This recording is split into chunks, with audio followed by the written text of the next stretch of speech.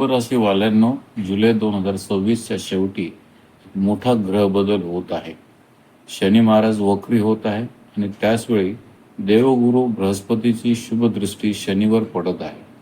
हा योग तुमच्या आर्थिक जीवनावर, करिअरवर, परदेशाशी संबंधित संधीवर आणि 7.5च्या अंतिम टप्प्यावर मोठा परिणाम करू शकतो. मात्र हा परिणाम नेमका कसा असेल, कोणत्या क्षेत्रात सर्वाधिक लाभ मिळू शकतो आणि कोणत्या एका गोष्टीत सावध राहणे आवश्यक आहे, हे आपण आजच्या व्हिडिओमध्ये सविस्तर जाणून घेणार आहोत. नमस्कार मित्रांनो, ग्रहाचे संकेत, भविष्याचे चाहूल अमोघ सोबत जाणून घ्या. अमोघमध्ये तुमचं मनपूर्वक स्वागत. आज आपण बोलणार आहोत कुंभ राशीसाठी जुलैच्या शेवटापासून वर्ष 2026 संपेपर्यंतचा अत्यंत महत्त्वाचा काळ. हा काळ विशेष का आहे? या काळाचे महत्त्व 2 प्रमुख कारणामुळे वाढत आहे. पहिलं, जुलैच्या शेवटी शनी महाराज वक्री होत आहे आणि दुसरं, देवगुरु बृहस्पतीची शुभदृष्टी शनीवर पडत आहे. जर तुमच्या जन्मकुंडलीत पण शनी वक्री असतील तर या ग्रह बदलाचा प्रभाव अधिक स्पष्टपणे जाणवू शकतो. यामुळे पुढील 6 महिने तुमच्या आयुष्यातील अनेक अडकलेल्या गोष्टींना नवी दिशा मिळण्याची शक्यता आहे. आर्थिक स्थिती. सर्वात आधी बोलूया आर्थिक बाजूविषयी.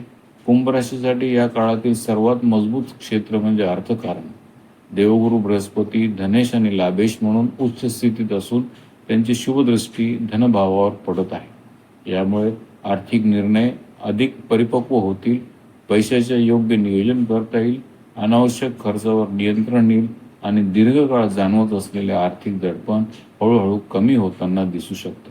हा काळ फक्त पैसा कमवण्याचा नाही आहे, तर पैसा टिकवण्याचा पण आहे. करिअरच्या दृष्टीने हा काळ प्रगतीचा ठरू शकतो.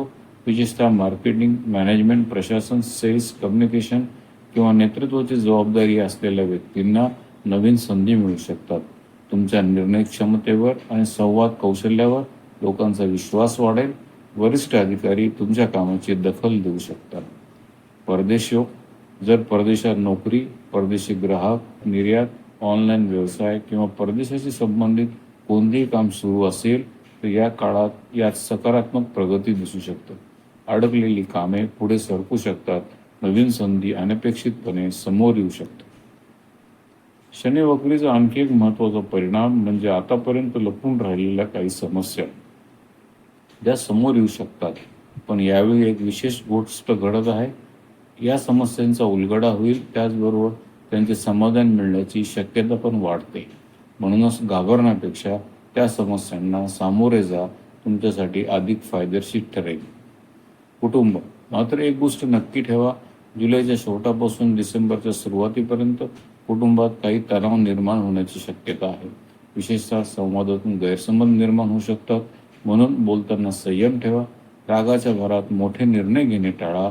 छोटा संयम मोठे वाद टाळू शकतो.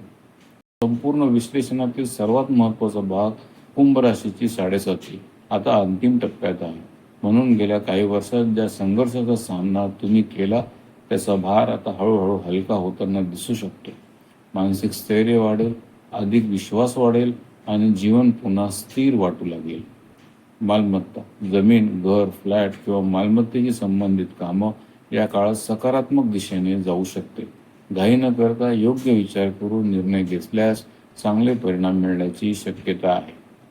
एकूण पाहता जुलैच्या शेवटापासून वर्ष 2026 संपेपर्यंतचा काळ कुंभ राशीसाठी आर्थिक स्थैर्य, करिअरमधील प्रगती, परदेशाशी संबंधित संधी, निर्णय क्षमतेत वाढ आणि 7.5च्या अंतिम टप्प्यात मिळणारा दिलासा असा अनेक सकारात्मक बदल घेऊन येऊ शकतो. त्याचवेळी कुटुंबातील संवाद आणि नातेसंबंध याची काळजी घेणेही तितकेच महत्त्वाचे असेल.